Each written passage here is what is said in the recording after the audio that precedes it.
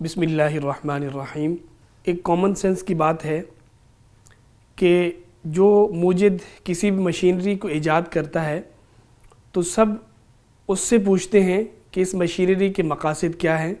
اس کو چلایا کیسے جائے گا اور اس کو صحیح طریقے سے چلانے کا کیا طریقہ ہے اور کن وجوہ سے یہ غلط ہو سکتا ہے اور اس کی وجہ سے خرابی پیدا ہو سکتی ہے۔ اس روئے ارض پر جو سب سے عظیم ایجاد اور سب سے عظیم مخلوق ہے وہ انسان کی ہے، اور انسان کو پیدا کرنے والا اور انسان کو ایجاد کرنے والا اور انسان کو وجود بخشنے والا وہ اللہ تعالیٰ کی ذات ہے۔ تو لہٰذا اگر ہمیں انسان کے حوالے سے کوئی بات معلوم کرنی ہے اور اس کے مقاصد کے حوالے سے پتہ کرانا ہے اور ہمیں یہ سمجھنا ہے کہ کس راستے پہ انسان چلے گا تو ٹھیک رہے گا اور کس راستے پہ چلے گا تو وہ راستہ اس کے لیے مناسب نہیں ہے، تو اس حوالے سے ہمیں اللہ تعالیٰ سے پوچھنا چاہیے اور اللہ تعالیٰ ہی بہتر بتا سکتے ہیں۔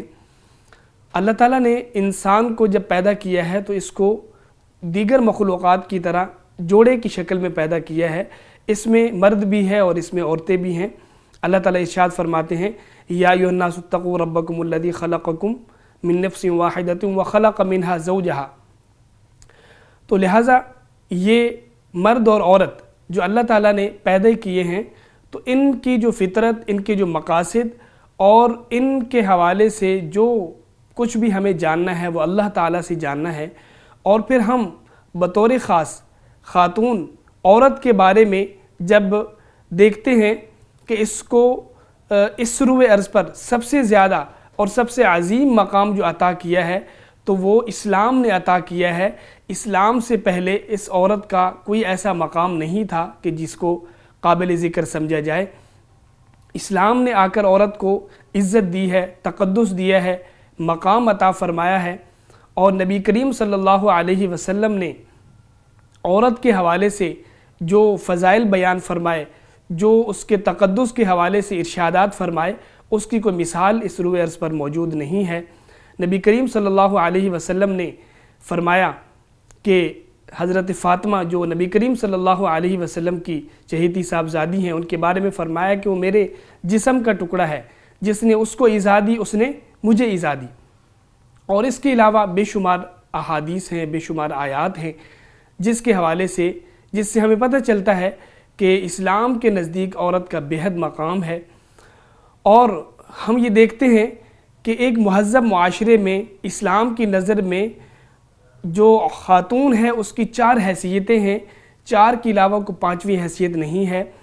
اگر خاتون یا تو کسی کی بیٹی ہے تو اس کا ایک مقام ہے، یا پھر وہ کسی کی بہن ہے، یا پھر وہ کسی کی ماں ہے، اور یا پھر وہ بیوی ہے۔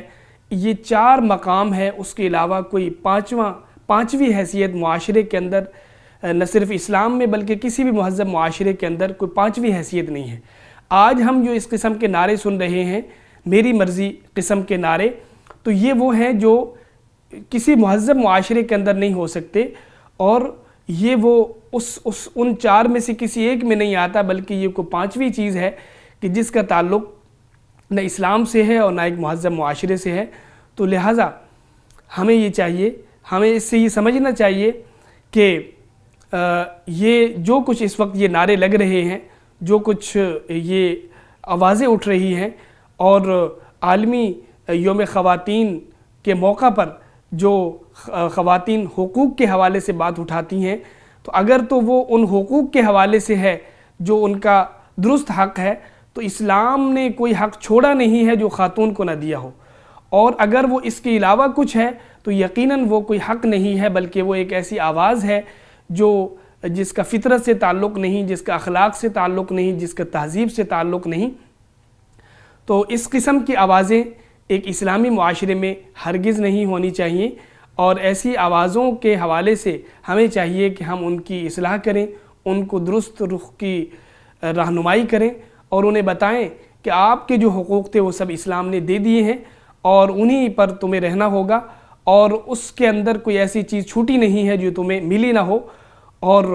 یہی تہذیب ہے، یہی فطرت کا تقاضا ہے، اور یہی وہ چیز ہے جس پر اگر خاتون رہے گی تو وہ ٹھیک رہے گی، اور اگر وہ اس سے نکلتی ہے اور میری مرضی کے نعرے پر آتی ہے تو وہ ایک ایسی گڑھے کی طرف جا رہی ہے کہ جس کی گہرائیوں پہ گرنے کے بعد واپس وہ نہیں آ سکتی۔ وآخر دعوانا الحمد للہ رب العالمین۔